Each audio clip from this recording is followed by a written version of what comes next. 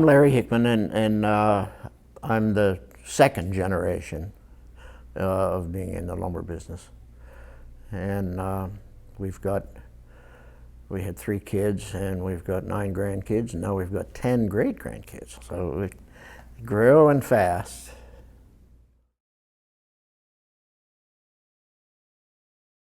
I've been in the business since I was pretty young teenager. My dad had a sawmill, and I just did it in the summertime pretty much, just for something to do.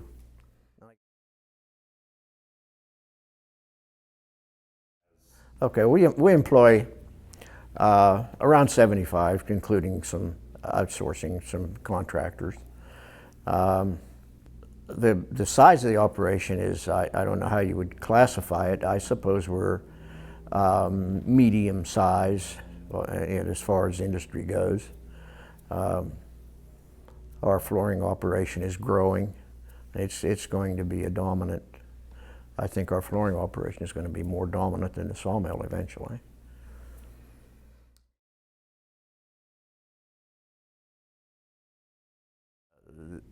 As far as technology is concerned, how the labor situation has forced us into more technology, more automated technology. And I think that's going to continue. There's fewer and fewer just simply labor people interested in just doing hard work. So the industry is leaning towards technology and automation, and that's going to continue, I'm sure.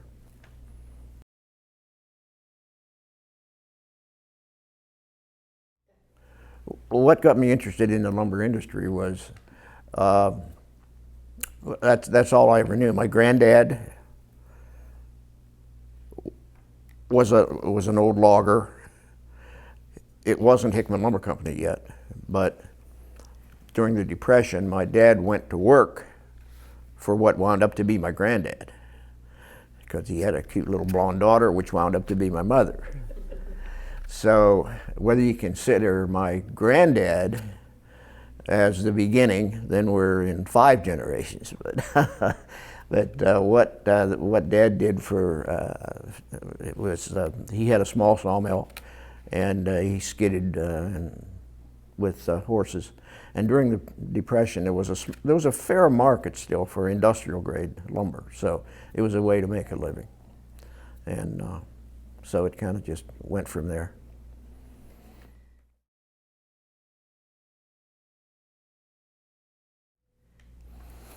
The biggest difference I see from back when and now is the world market. 2 things, I would say: the world market and the increased interest in the conservation of the resource. There's much more management being done now for sustainable forestry. That's one of the reasons we got into the Forest Stewardship Council, is because of their program. We thought it was a good program, and it's being utilized through the industry pretty well.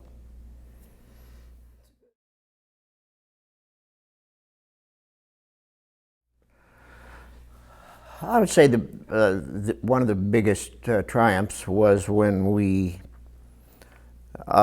decided to start producing rift and quartered lumber, which is more of an international product than just simple lumber. And it was during the period of time when the Japanese economy was booming. And we did a tremendous business, and that's what really got us started, because we did a tremendous business with the Japanese market until they went flop. But that got us established in that particular part of the market, and then we picked up with other people that use that product, like Stickley Furniture and those type of people that really supported us. And along with our international certified green through the FSC, I think that's really what helped us the most. What got us interested in the Forest Stewardship Council is that their program pretty much matched what we were already doing. We were already doing sustainable management, and it seemed like a good way to get our products maybe more recognized and accepted worldwide, and that worked very well.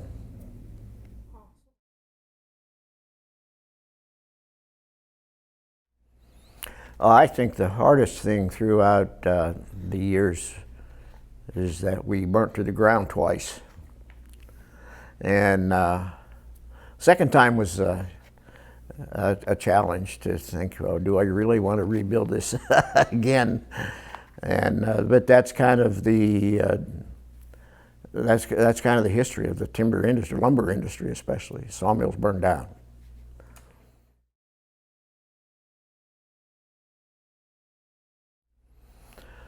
Well, I think that people, as far as getting people interested in the industry, is that the more the environmental movement moves through the industry, which it's in full swing right now. There's a good environmental thing going on now, especially with the carbon sequestration, and where it's been proven that growing forests use up way more carbon than it causes to produce the lumber, and the general feeling of sustainable forestry, sustainable product. It's one of our best sustainable products there is.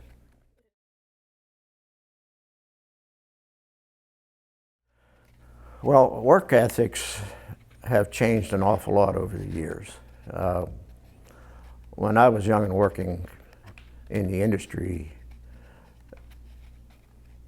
you worked hard, and there's still hard work involved in the timber industry, especially in the logging part of it. But it was just something you did. You got up every morning and you went to work and you worked hard, and you didn't have anything else. You didn't have any idea of just goofing off, because it just didn't happen. And it's a whole different story today. I mean, people just don't want to work as hard as they used to, and it's hard to find the people that do. And that's another reason for the trend towards automation. It's very expensive, and it's going to create more expensive lumber. It has to.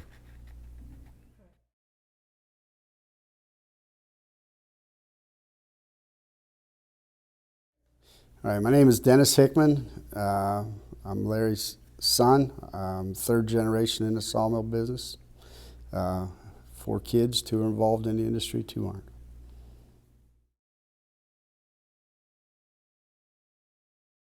So what got me involved in the lumber business was pretty much I just grew up doing it, right? When I was a kid, Dad had the mill was much smaller.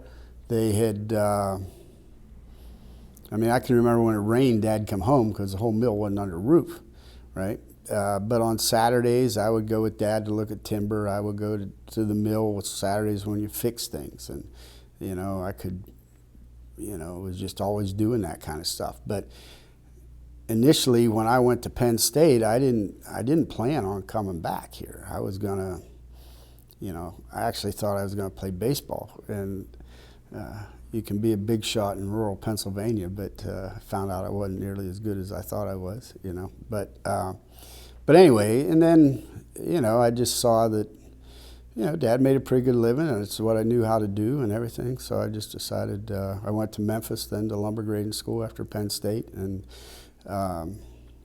my initial plan wasn't to come back here. I was going to go, because that time Dad had maybe cutting 8,000 feet a day, just a green mill. We didn't have any kilns or anything.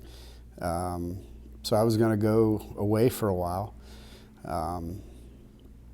But that was 1980.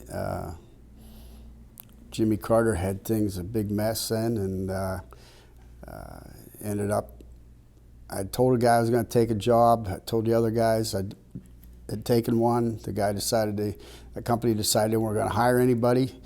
And so I was just running to the Barker for Dad, and one day his grader came in and said, "Hey, I bought a filling station. This is my last day." So that threw me into the starting lineup. And then, we just built the dry kilns and just kept growing, built a flooring plant and all that stuff. So it's pretty much what I did.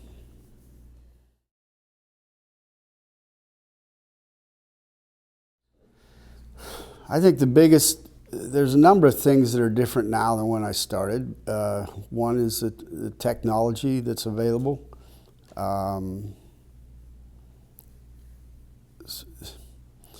The markets are very different. When I was young, there was a lot of furniture made locally here. From Union City to Jamestown, New York, there was a tremendous amount of furniture made there. We sold a lot of lumber in that region. I used to spend a lot of time in Hickory, High Point, Lenoir. I used to send lumber by railroad cars down in that country. There's just very little of that domestically anymore. Most of the grade lumber gets put in containers now, and that's probably the biggest difference in that, what I see.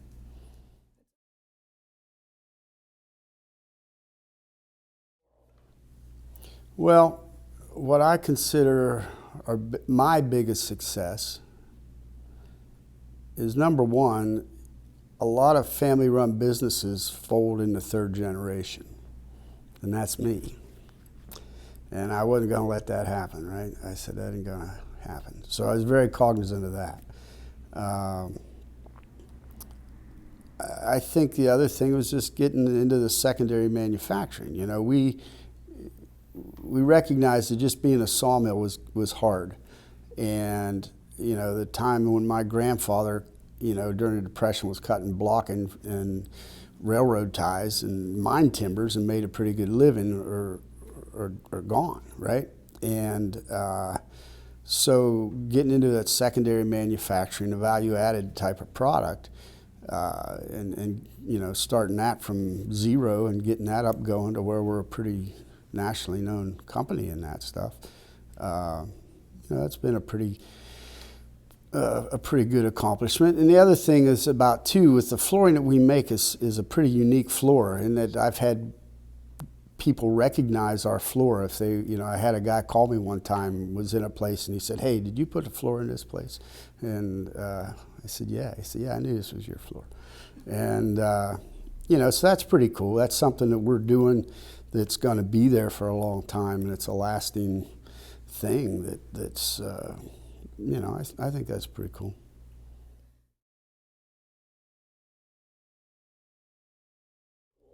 Well, the obstacles, this industry's got highs and lows, and there's been some rough times. That period of time from 2008 to 2013, they figured 40% of the hardwood sawmills in the United States went out of business during that time. All right, and there's a lot of nights you're up walking around, thinking, and that's not any fun going through that stuff. But anyway, you just try not to do anything stupid. I wish I was born smarter than I am, but I just struggle through with what I've got here.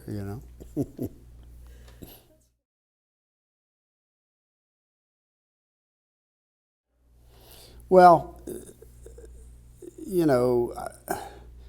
my concern with the timber industry in North America is the amount of saw logs that are being exported to China. Okay, that bothers me. I wish there would be a tariff put on those logs or something, that would prohibit that and encourage more secondary manufacturing here. If they get all our logs, why are they going to want to buy our lumber, right? And we've resisted that a lot, and it's tough because if you're going to be competitive buying standing timber and the guys you're going against are selling those logs to China, you know, but we have the added value added in the floors, you know, where we have an advantage in a lot of instances too. But that's the biggest concern I have is that, you know, as far as you know, I just think that sending the saw logs to overseas is just a short-sighted thing that they're allowing to happen.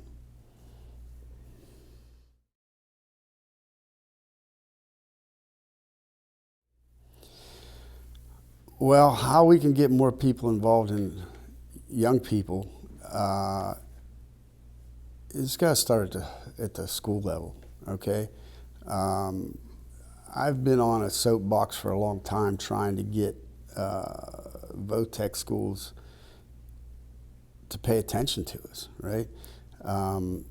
There's not, I believe we're like the 4th or 5th largest employer in the state of Pennsylvania, the sawmill business, or hardwood industry is, and there's very few VOTECs that pay any attention to what we do. Not long ago, I had a kid that wanted to learn how to grade lumber and come out of a VOTEC with a diesel mechanics degree, and the kid didn't know how to add fractions. You know, it's just, you know, send me kids that know something, get them enthused in that junior high age about, you know, you can make a good living in this industry. But they don't pay any attention to us. They say, oh, we'll throw it in with a carpentry class, and but it's different, you know. Send me a kid that you know, knows how to file a bandsaw or can grade lumber or understands how dry kilns work. You know, I could pay a kid good starting wage doing that, but sending me kids that don't know how to add fractions and then I have to teach them everything, you know, I can't pay a kid good money that doesn't know anything.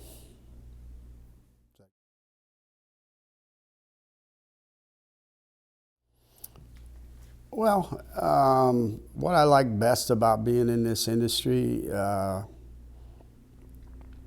the people you're around. You know, I mean, my life can be pretty broad swing, right? I could be on a logging job talking to a cutter that maybe didn't finish high school, and in the meantime, I'll get a call from an architect in Manhattan. You know, so I got to know how to use appropriate language in the right situations. You know, it's interesting. You don't have the same thing every day. You know, it's always something different. And a lot of the people in the sawmill industry that are my age have very parallel life stories. Okay, that they've grown up, their families had the mills and things like that. You know, so it's a pretty common thing, and it's usually just a good bunch of guys that you know, work hard and, you know, just try to make a living, and, you know, just, you know, good people pretty much, you know.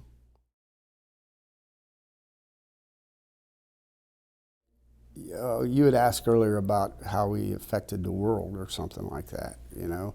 And I think that we, you know, with us being involved with the Forest Stewardship Council, you know, we were one of the early ones in the nation to get involved with that. And, you know, we got into it from a procurement avenue, where if a landowner owns 50 acres or 1,000 acres or whatever, if they put it in our program to manage, it's a really good deal, because we have this third-party audit every year, right, that comes in, they look at these people's properties, and so we're doing a good thing for the environment that way, with all this carbon awareness that everybody's about now, and how much a growing forest is better than an old over-mature forest. And then we're taking those logs and making flooring out of it that are storing the carbon, and you know, it's just a good story, really. You know, it's legitimate, right? Mm-hmm.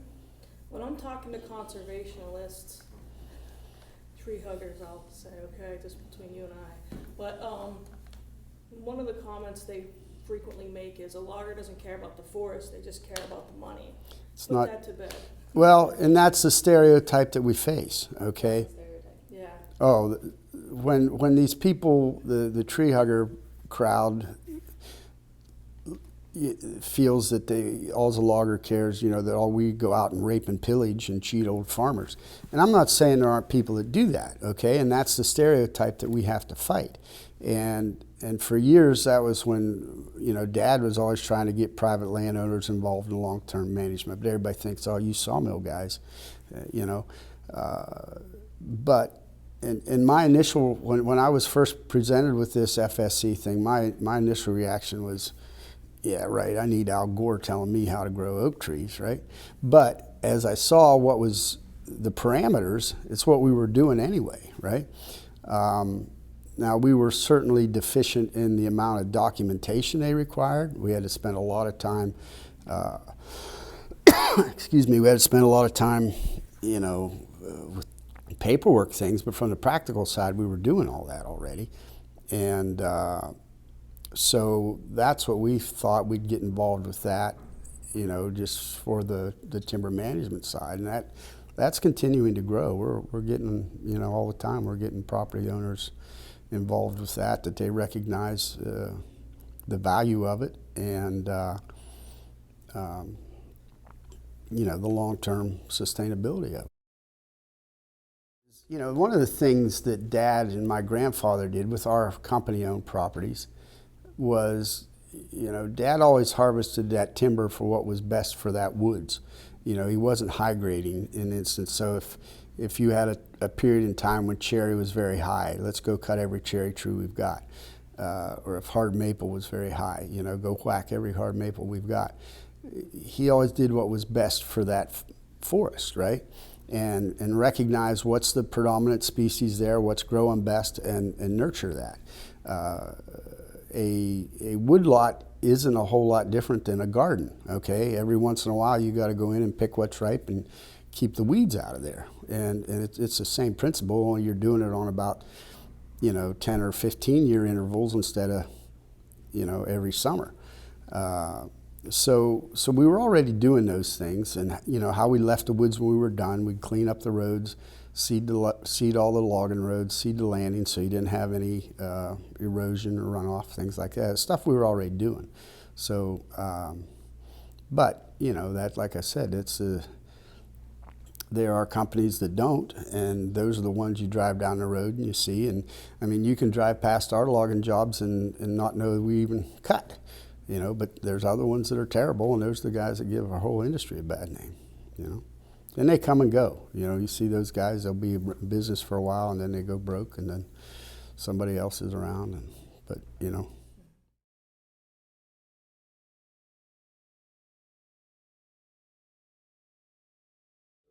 Well, I'm Jake Hickman. I'm fourth generation to Hickman Lumber. I've been in the sawmill for 14 consecutive years. I worked in the summers when I was going to school at Penn State. And then I decided to come back, I think it was in 2008. So I'm married. I have 3 boys. Eli is 5, Henry is 3, and Derek is 1.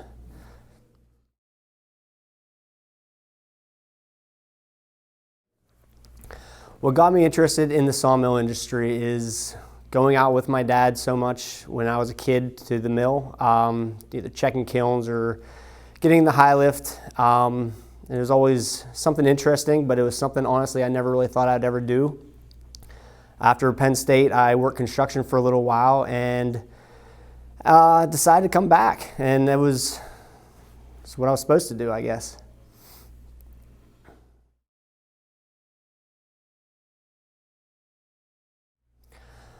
Well, one of the biggest triumphs or successes I would say in my career is that I'm still here. That that I've learned what I've learned. I've gone to several different schools, whether it's lumber grading or kiln drying school, and just being able to deal with everyday stuff out there, I think. So, another big thing is, I can basically fill in for whoever's missing out there, whether it's running a resaw, high lift, grading lumber, dry kilns, I'm able to fill in pretty much anywhere out there.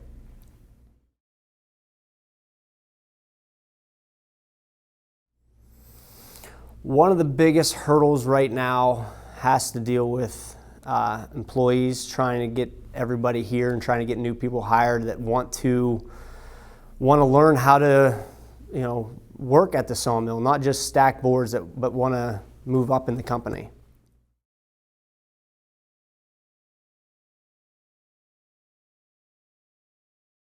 I'm Jessica Hickman Fresch. I'm fourth generation with the family business, and I'm married. I've got 2 little girls, an almost 4-year-old and a 2-year-old, and I've been working now for about 10 years back with the family business.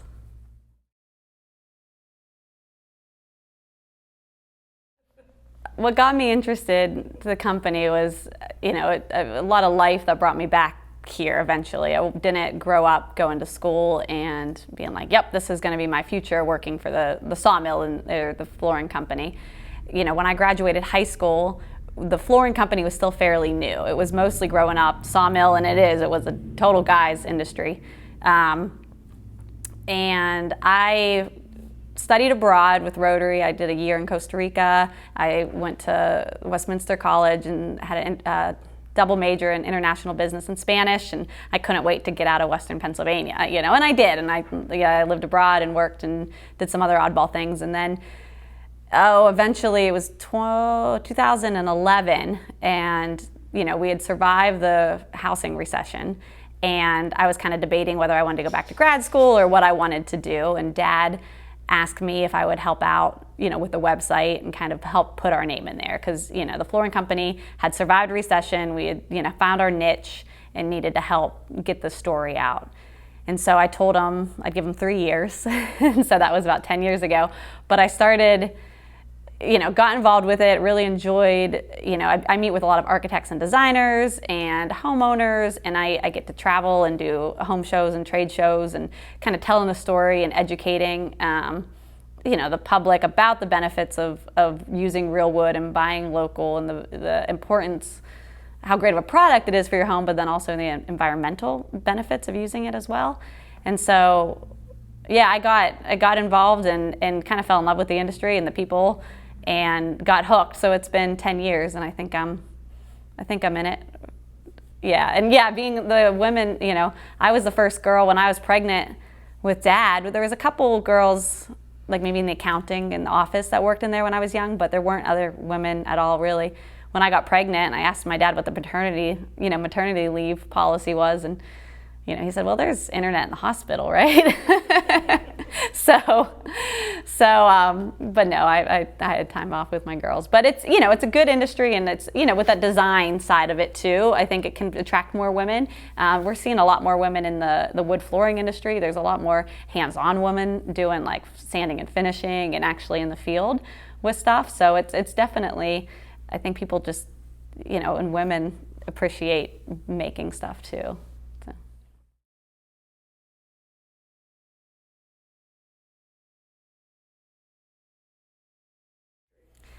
Yeah, I think there could be a future, as far as, women are tough, women, we still don't have any women like working at the sawmill, on the line, or I don't know any female loggers, but I don't think they can. I think, anybody that wants to show up and work has potential to do that. I think, the movement still now and kind of where it's growing is with maybe like kind of secondary manufacturing or building and designing. I know some women that are doing cool, a lot of house, carpentry stuff and that secondary level things. Or like I said, the women doing installation and sanding and finish. We're seeing a lot more of that. Or, helping with the story and the education with the marketing side, definitely. You see a lot of that with women in the industry.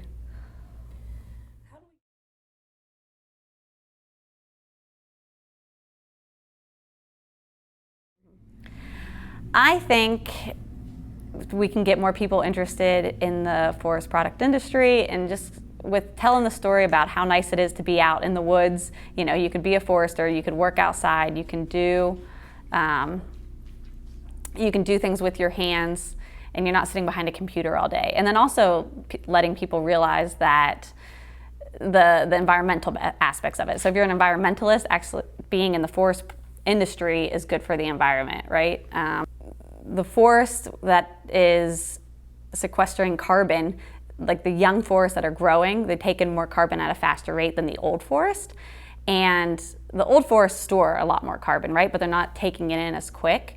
So by harvesting a mature tree, you can make a product that stores that carbon still. It stores that carbon in the floors, in cabinets, in furniture. It'll still store that carbon like it was a mature tree, but you're allowing the younger trees now to grow at a faster rate and take in more carbon. So kind of telling that story about hey, you want to save the planet? We need to be using more wood products, because that's actually going to help a healthier forest, because we have to live, there's a lot of people on this planet. We need a working forest that helps with us and live with it, right? Because there's a lot of people here, so we have to make it work together. And the best way to do that, of any building products in the world, wood's been proven. It's a product that's lasted centuries, and it's proving now. There's more science and research that's proving that actually using it as a green product, it's sustainable, it's environmentally friendly. There's so many benefits to that. Plus, it's beautiful, right? So the other plastic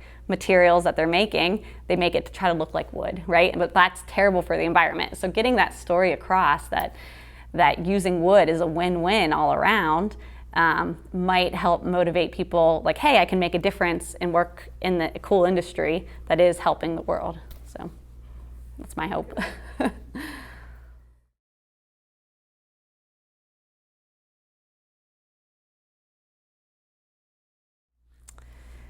I've been pretty fortunate that I haven't had to have a lot of sacrifices in my career so far. Working with my family's tough. No, it's a joke. I am very lucky to work with my family. And I think leaving for me has helped me appreciate that more. Like if I would have started right out of high school and started working here, I would have, maybe felt like I missed out on some things. But I think working other places before coming here, I was able to add more to our family company. But then also I appreciate and recognize what a great industry it is, what a great business we have. And, my story is, my job as marketing is pretty easy because we have a good story and I don't have to tell lies to make it look good, right? It's all a good industry. It's a good story, the way we're managing the forest, the way we're cutting, drying our lumber. And the floors that we're making we're making a really cool product that we send all across the country, and so it makes that easy for me. So I'm very fortunate with that, I think.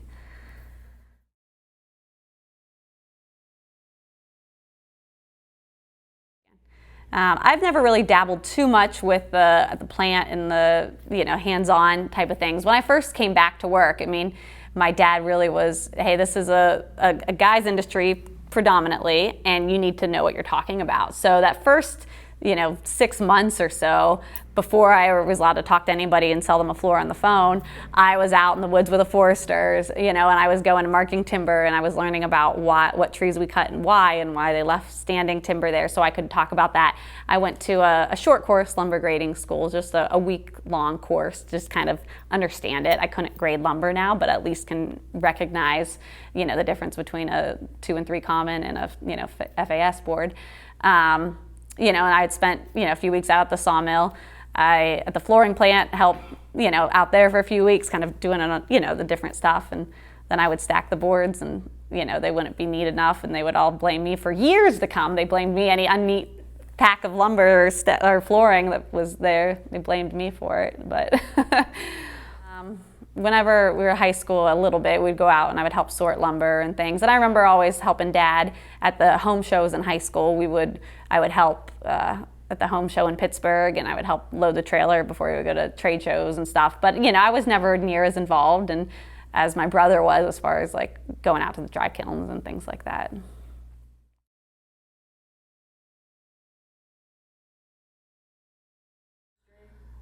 So what I like best about my years in the industry is I like the community and the people, everything from the different loggers and the people in the Pennsylvania Forest Products Association. I'm on the board of directors for that right now, to the flooring side. I feel like everyone that I interact with are pretty good people, and I enjoy working with the architects and designers and helping homeowners create a floor that will last for generations in their home.